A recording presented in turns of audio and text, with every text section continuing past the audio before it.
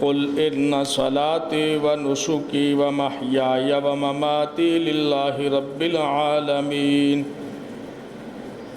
برادران اسلام، عید الاضحیٰ کی آمد ہے۔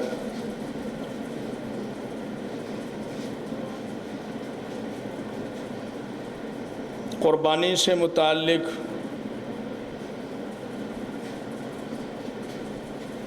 قرآن و سنت کی روشنی میں اس کے احکام و مسائل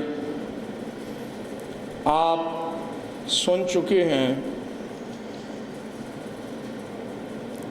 آج انشاءاللہ العزیز عید الاضحیٰ کے بارے میں قرآن و سنت کی روشنی میں اپنی گزارشات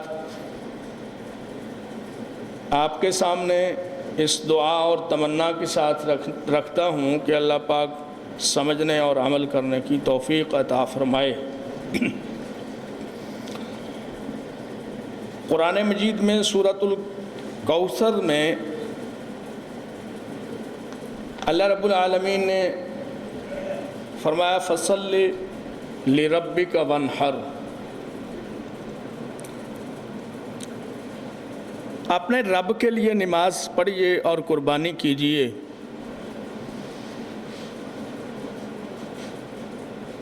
حضرت قتادہ فرماتے ہیں کہ یہاں نماز سے مراد عید الاضحیٰ کی نماز ہے،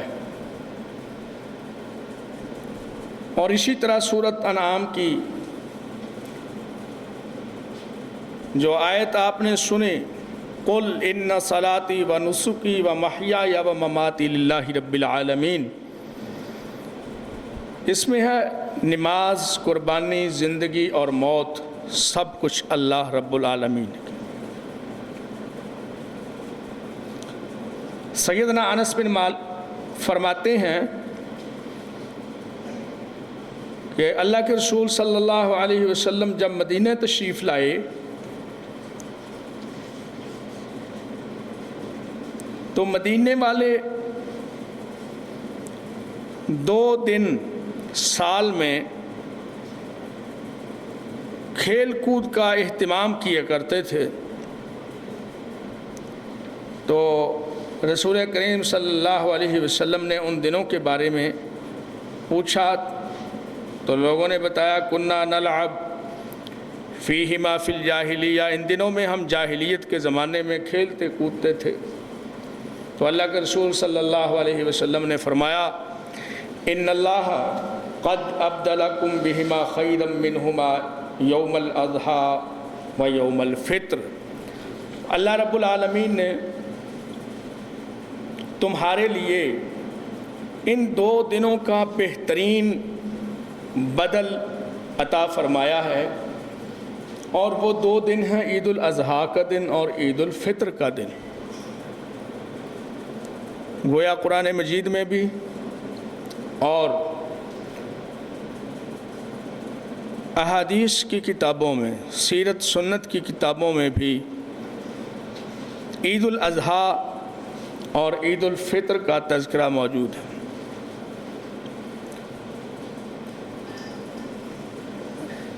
روزے 2 ہجری میں فرض ہوئے، اور اس کے بعد پہلی مرتبہ رمضان کے اختتام پر عید الفطر ادا کی گئی، اور پھر اس کے بعد عید الاضحیٰ گویا 2 ہجری میں پہلی بار ادا کی گئی۔ تب سے آج تک مسلمان ہر سال عید الاضحیٰ کی نماز ادا کرتے ہیں، قربانیاں کرتے ہیں۔ تو عید کے دن روزہ رکھنا اللہ کے رسول صلی اللہ علیہ وسلم نے منع فرمایا۔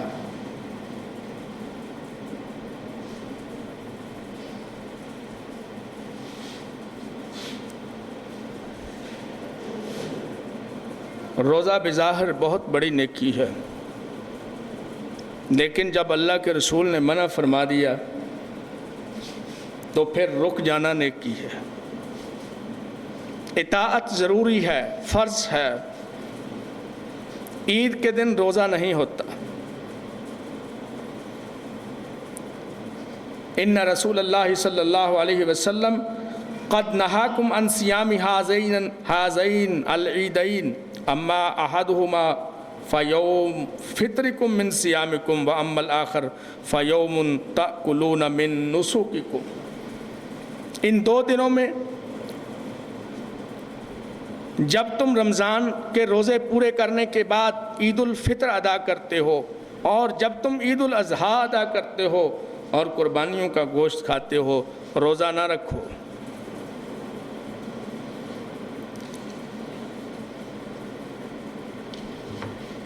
عید ادا کرنے کے لیے جانا ہے، عید کی تیاری کرنی ہے، اس کے آداب کو ملحوظ خاطر رکھنا ہے۔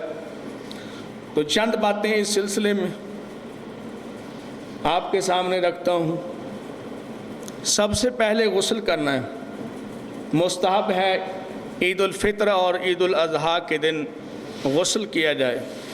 عبداللہ بن عمر رضی اللہ تعالی عنہ کا معمول تھا کہ وہ ان دنوں کے لیے غسل کا اہتمام فرمایا کرتے تھے۔ اور عمدہ لباس پہننا۔ عبداللہ بن عباس رضی اللہ تعالی عنہ فرماتے ہیں کہ اللہ کے رسول صلی اللہ علیہ وسلم عید کے دن سرخ دھاری دار چادر پہنتے تھے۔ یلبس یوم العید بردۃ حمراء۔ اور زید بن حسن بن علی اپنے والد سے بیان کرتے ہیں رضی اللہ تعالی عنہم کہ اللہ کے رسول صلی اللہ علیہ وسلم نے ہمیں حکم دیا ان نلبس اجود ما نجد، کہ عیدین کے دن، عید الفطر اور عید الاضحیٰ کے دن ہم وہ لباس پہنے جو سب سے خوبصورت ہو، اچھا ہو، بہترین ہو، صاف ستھرا ہو۔ بے شک نیا نہ ہو، پرانا ہو، پیوند لگے ہوئے ہوں، لیکن دھلا ہوا اجلا تو ہونا چاہیے۔ نیا لباس یا قیمتی لباس خریدنے میں رکاوٹ تو ہو سکتی ہے، لیکن کپڑے دھونے میں رکاوٹ تو کوئی نہیں ہے۔ نیا نہ ہو، پرانا ہو، لیکن صاف ستھرا، اجلا، دھلا ہوا۔ اور تیسری بات، بہترین خوشبو لگانا۔ زید بن حسن بن علی اپنے والد سے روایت کرتے ہیں کہ اللہ کے رسول صلی اللہ علیہ وسلم نے ہمیں حکم دیا کہ عید الفطر اور عید الاضحیٰ کے دن ہم جو دستیاب بہترین خوشبو جو دستیاب ہو وہ استعمال کریں۔ وَأَن نَتَطَيَّبَ بِأَجْوَدَ مَا نَجِدُ۔ عید الاضحیٰ کے دن مستحب یہ ہے کہ عید کی نماز کے لیے جب آدمی نکلے تو کھائے پیے نہیں کچھ۔ یہ مستحب ہے کہ عید کی نماز ادا کرنے کے بعد کچھ کھائے پیے۔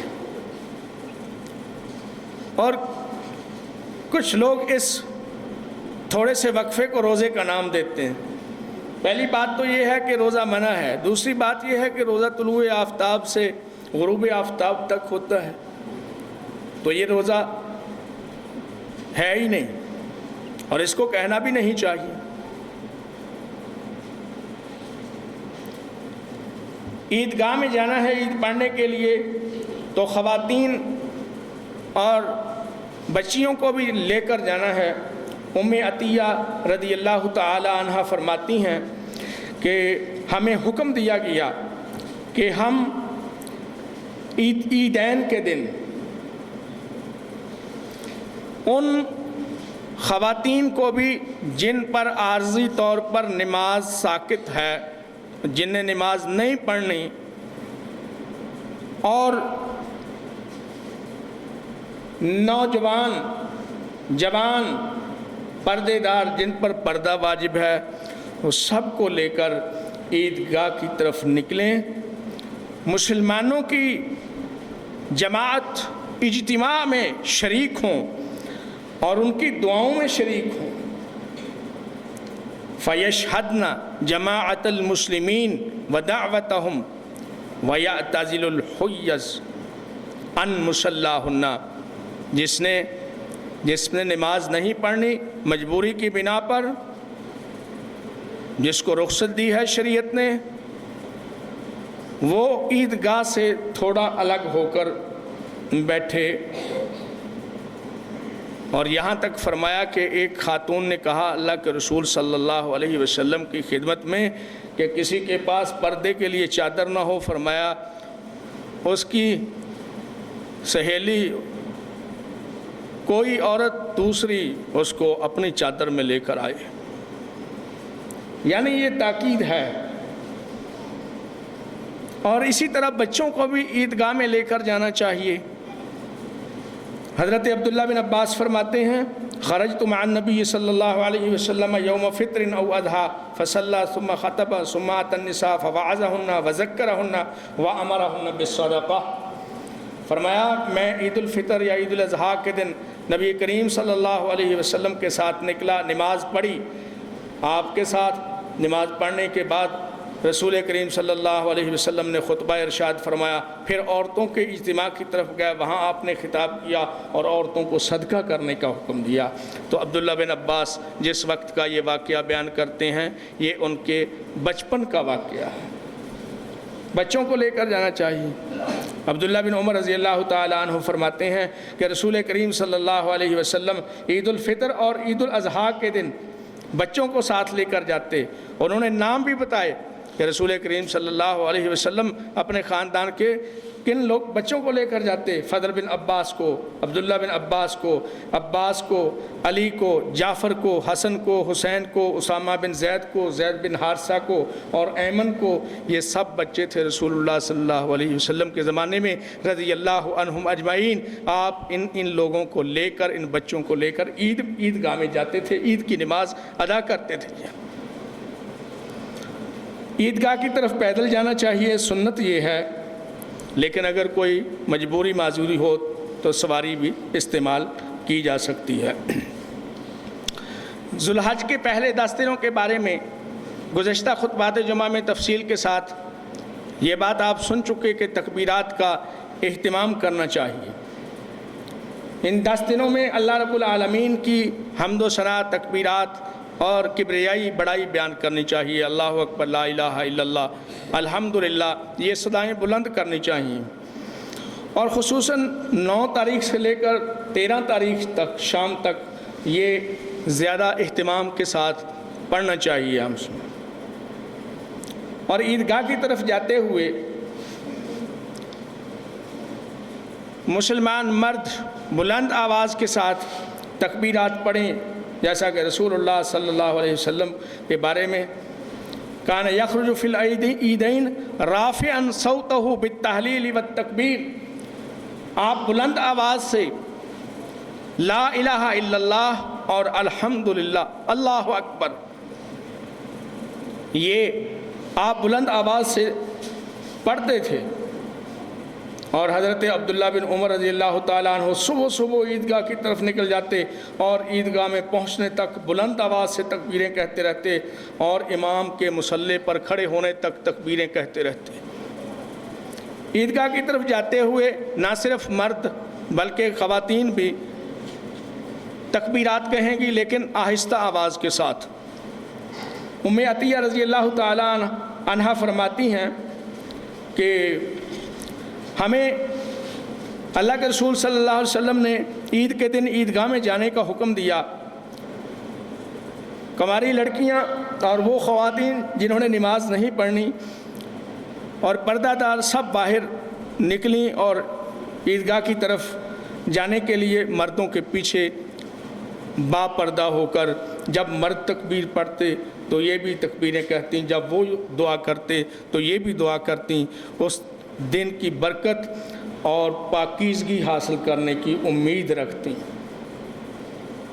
اور ام المؤمنین حضرت میمونہ رضی اللہ تعالی عنہ قربانی کے دن تکبیرات کہتی، تکبر یوم النحر۔ اور وَكُنَّ النِّسَاءُ يُكَبِّرْنَ خَلْفَ أَبَانَ بْنِ عثمان وعمر بن عبد العزیز لیالی التشریق مع الرجال فی المسجد۔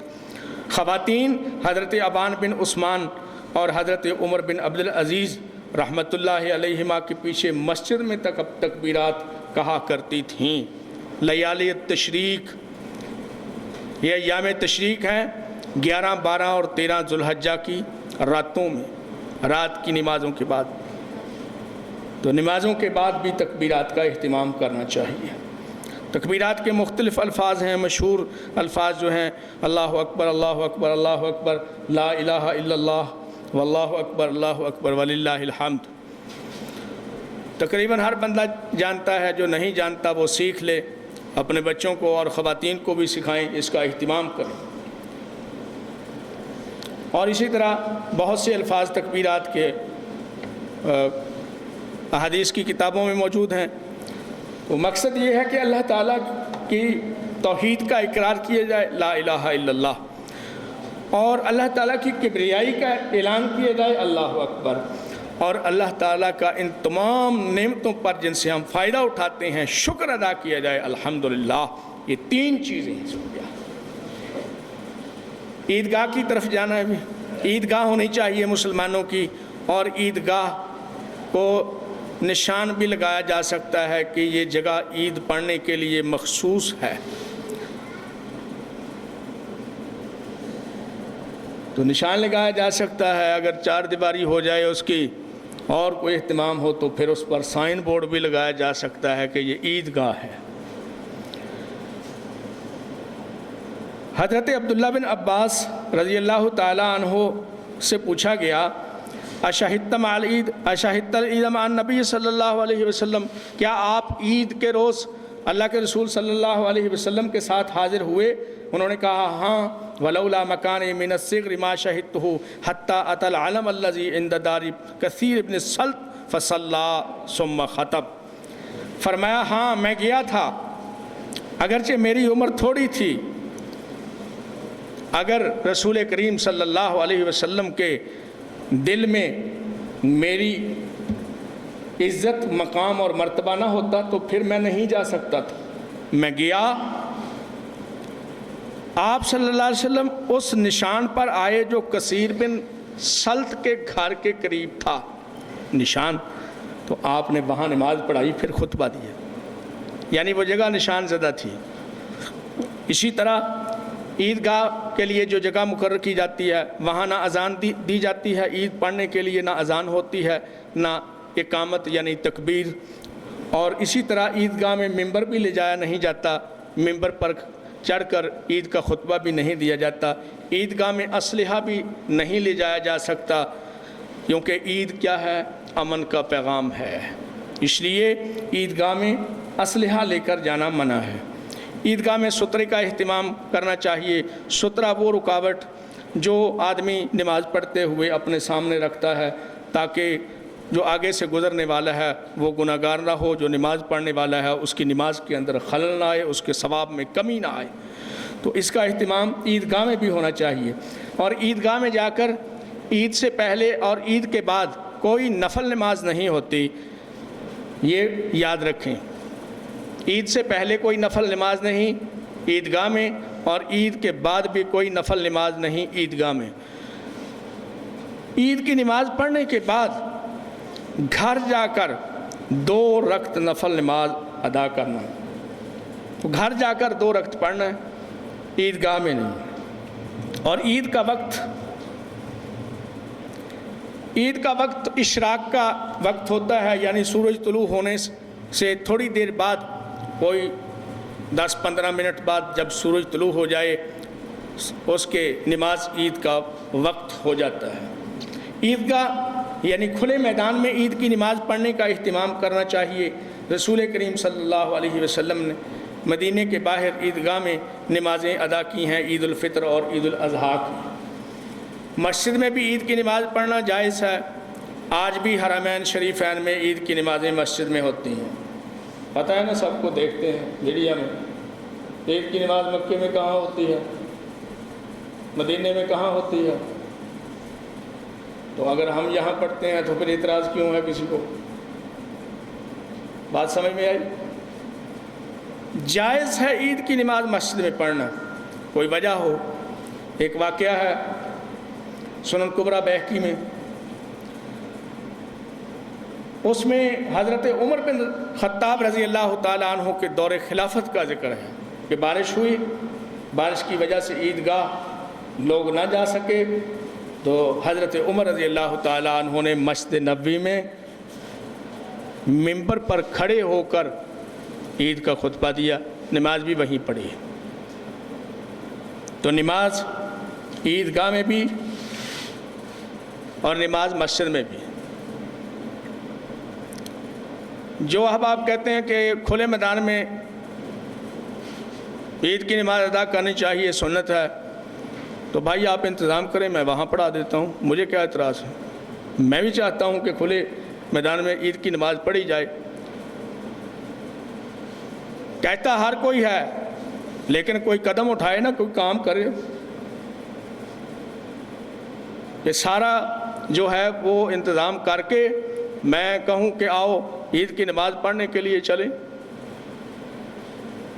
یہ تو بہت مشکل کام ہے۔ تو عید والے دن 10 ذو الحج کو سب سے پہلا کام عید کی نماز ادا کرنا، یعنی سورج طلوع ہونے کے بعد سب سے پہلا کام عید کی نماز ادا کی جائے گی۔ نماز عید کا طریقہ اس میں سارے وہی آداب اور شرائط جو دیگر فرض اور نفل نمازوں کے ہیں، وہ ساری شرائط اور وہ سارے آداب ان دو نمازوں پر بھی لاگو ہوں گے۔ اس کے علاوہ پڑھنے کا طریقہ، اس میں کچھ زائد تکبیرات ہوتی ہیں۔ زائد تکبیرات کے 2 طریقے ہیں۔ ایک ہے کہ پہلی رکعت میں تکبیر تحریمہ کے بعد، یعنی جو پہلی مرتبہ اللہ اکبر کہا جاتا ہے نماز شروع کرتے ہوئے، اس کے بعد 7 مرتبہ، اور دوسری رکعت میں کھڑے ہونے کے بعد 5 مرتبہ زائد تکبیرات رفع الیدین کے ساتھ پڑھی جائیں گی، اور ہر مرتبہ تکبیر پڑھنے کے بعد ہاتھ باندھ لیے جائیں گے۔ تو دوسرا طریقہ یہ ہے، یہ سنن ابو داؤد میں ہے، ابو موسیٰ رضی اللہ تعالیٰ عنہ فرماتے ہیں کہ رسول کریم صلی اللہ علیہ وسلم نے عیدین میں 4 تکبیریں کہا کرتے تھے۔ کانا یکبر اربعا تکبیرہ علی الجنائز، تکبیرہ علی الجنائز، جیسے جنازے کی 4 تکبیریں ہوتی ہیں تو اس طرح 4 تکبیریں ہوتی ہیں۔ 4 تکبیریں کا کیا مطلب ہوا کہ 1 تکبیر تحریمہ ہو گئی اور 3 اس کے بعد ہو گئیں، دوسری رکعت میں کھڑے ہوئے 1 وہ ہو گئی اور 3 بعد میں ہو گئیں۔ یہ 6 تکبیرات کے ساتھ عید کی نماز، یہ دونوں طریقے رسول کریم صلی اللہ علیہ وسلم سے منقول ہیں۔ پہلے نماز پڑھی جائے گی، رسول کریم صلی اللہ علیہ وسلم کا طریقہ ہے۔ عبداللہ بن عباس فرماتے ہیں میں عید کے دن اللہ کے رسول صلی اللہ علیہ وسلم کے ساتھ حاضر ہوا، ابو بکر رضی اللہ تعالیٰ عنہ کے ساتھ حاضر ہوا، عمر رضی اللہ تعالیٰ عنہ کے ساتھ حاضر ہوا، فَكُلُّهُمْ كَانُوا يُصَلُّونَ قَبْلَ الْخُطْبَةِ، یہ سب یعنی رسول کریم صلی اللہ علیہ وسلم بھی اور حضرت ابو بکر اپنے دور خلافت میں رضی اللہ تعالیٰ عنہ اور حضرت عمر رضی اللہ تعالیٰ عنہ اپنے دور خلافت میں عید کی نماز پہلے ادا کرتے تھے اور خطبہ بعد میں دیا کرتے تھے۔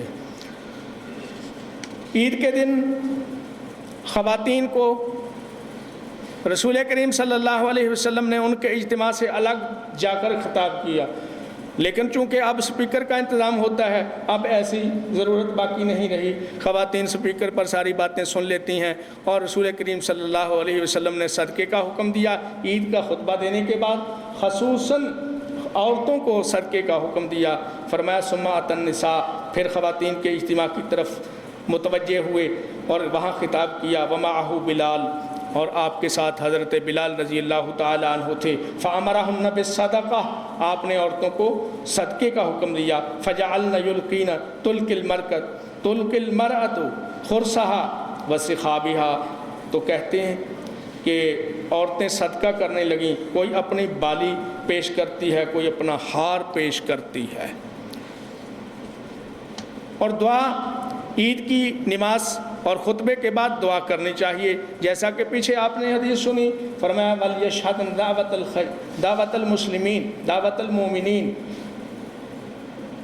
کہ وہ خواتین جنہوں نے نماز بھی نہیں بھی پڑھنی وہ بھی آئیں اور مسلمانوں کی دعا میں شامل ہوں۔